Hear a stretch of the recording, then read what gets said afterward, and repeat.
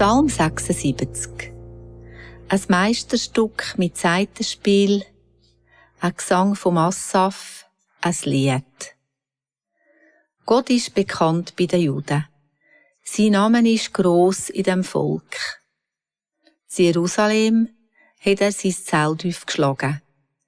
Dort auf dem Zion ist seine Wohnung.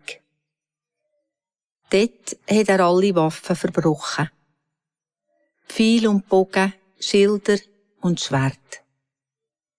Ein wunderbares Licht ist dort um dich herum, schöner als alles, was glänzt auf den Bergen. Dort sind die Helden gefallen durch dich.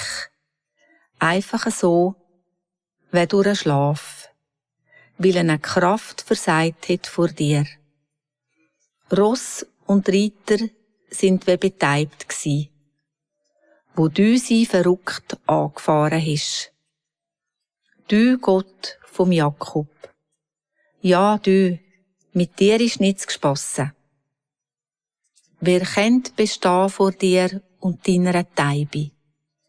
Dies Urteil wird oben gefällt, vor allen im Himmel.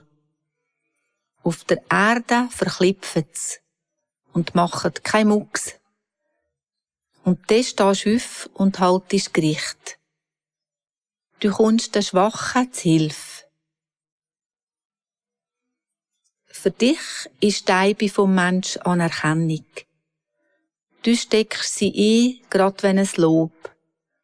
Und alles, was sie gestohlen haben, müssen sie geben als Tribut. Dem Gott, was sie beschissen wollten. Mit ihm ist wirklich nichts gespassen. Er stutzt den Grossen der Kamme, die Kleinen aber, die stellt er auf.